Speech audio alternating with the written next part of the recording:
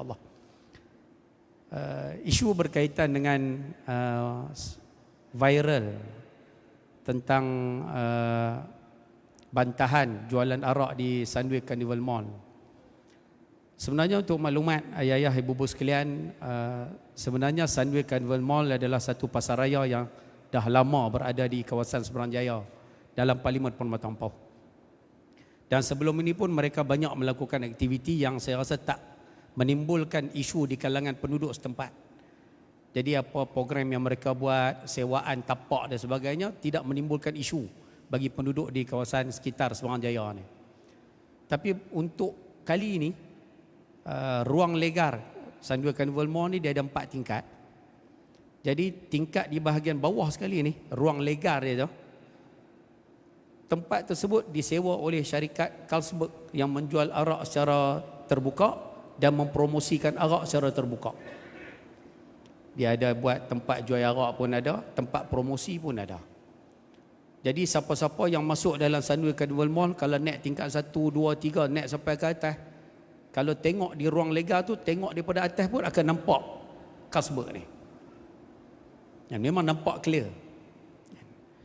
Jadi bila ada pengunjung orang Islam ni, dia pergi ke Sunway tu, dia pergi ke pasaraya tu, nak beli barang, bawa anak-anak dan sebagainya.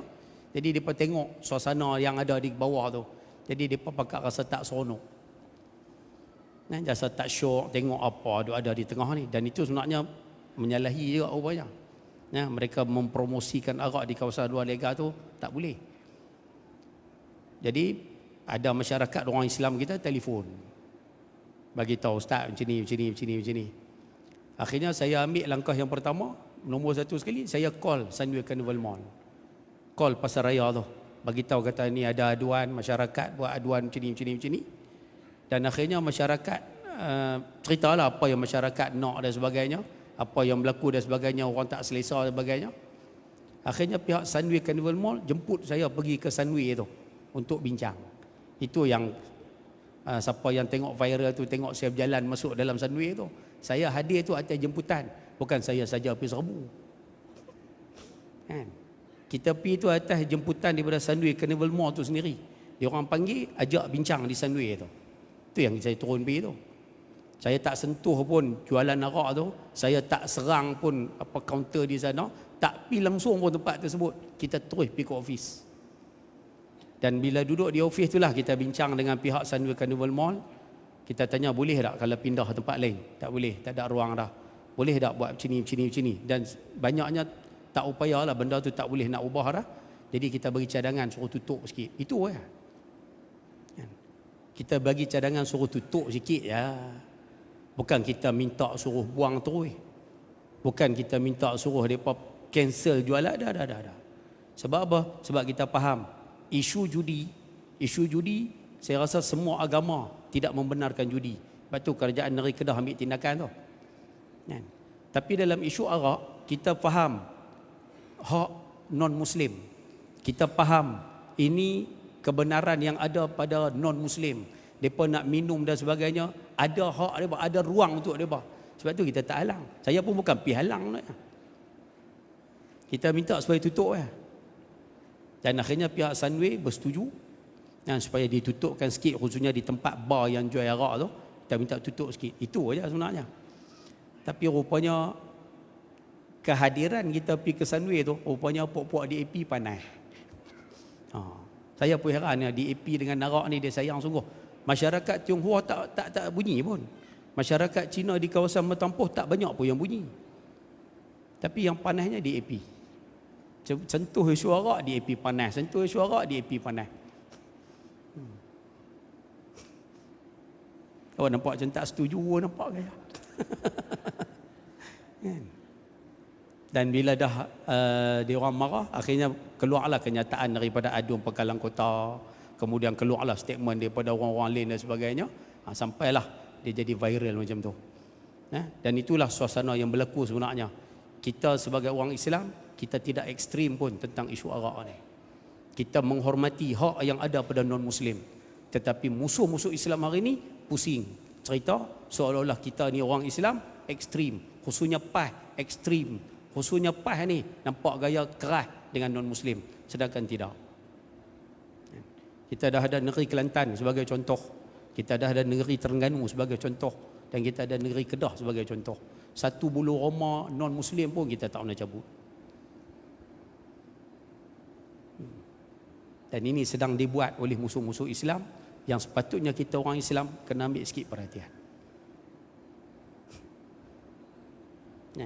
Orang-orang bukan Islam, minta maaf, ada setengah pihak, bukan semua dah, tapi khususnya ada pihak-pihak yang berbenci dengan Islam, bermusuh dengan Islam. Hari ini cuba timbulkan satu suasana supaya dilihat Islam ni jahat, Islam ni teroris, Islam ni macam ni. Sedangkan tidak pun. Islam adalah agama yang membawa rahmat kepada semua manusia, semua bangsa. Dan inilah yang akan kita bawa, dan inilah yang sedang dibawa oleh PAS di Malaysia ni. Lepas tu kalau tanya cerita tentang Arak tu lah serba sedikit cerita, tak ada apa pun. Dan saya rasa selepas ni mungkin akan ada lagi. Wallahu a'lam. Sebab tu kita orang Islam kena bergerak, kita orang Islam kena nak kata macam mana, kena amar ma'ruf nahi mungkar tu kena tegak, kena buat. Cuma cara pendekatan itu perlu disesuaikan lah, no? Tapi tugas tersebut perlu dibuat oleh setiap orang Islam.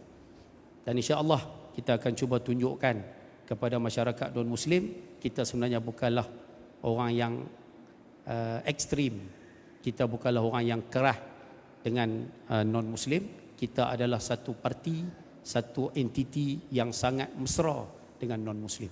Nah, ini kita akan tunjuk, dan kita minta semua yang hadir hari ini sama-sama menjadi ejen untuk menunjukkan inilah sebenarnya Islam.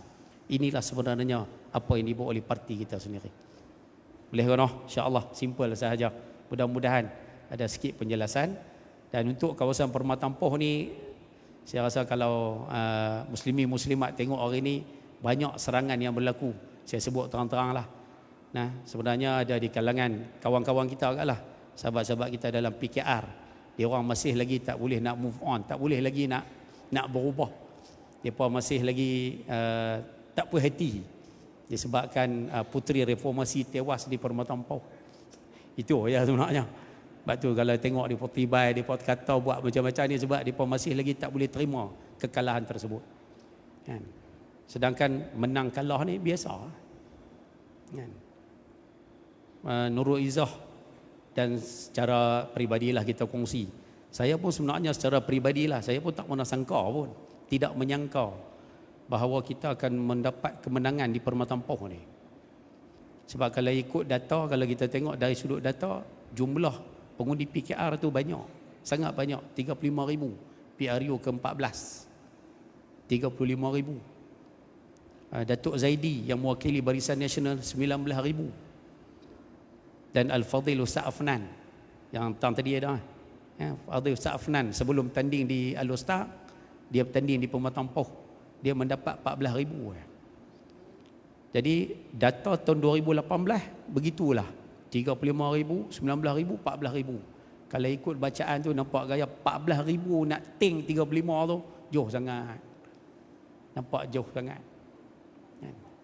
Sebab tu waktu di kempen di Permata Empoh hari tu, PH dengan BN, mereka lawan sama-sama mereka.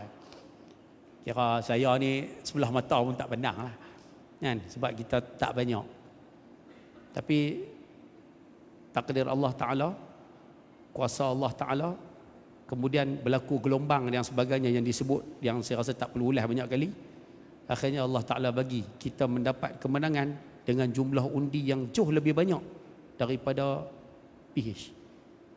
PH dapat 32,000, Nurul Izzah dapat 32,000, dan kita Perikatan Nasional khususnya PAS kita dapat 37,000. Jadi majoriti itu 5,000 lebih hebatlah. Dan ini sebenarnya adalah berkat selain daripada ini ketentuan Allah Ta'ala, takdir, ini juga berkat usaha jentera kita yang sangat istiqamah, jentera kita yang sangat komit dengan gerak kerja pilihan raya baru-baru ni. Sehingga ini bukan saya sebut lah, ini jentera sendiri sebut. Dia kata sebelum ni kita bertanding, kami Mata Empoh ni antara yang paling banyak bertanding lah dalam Malaysia ni.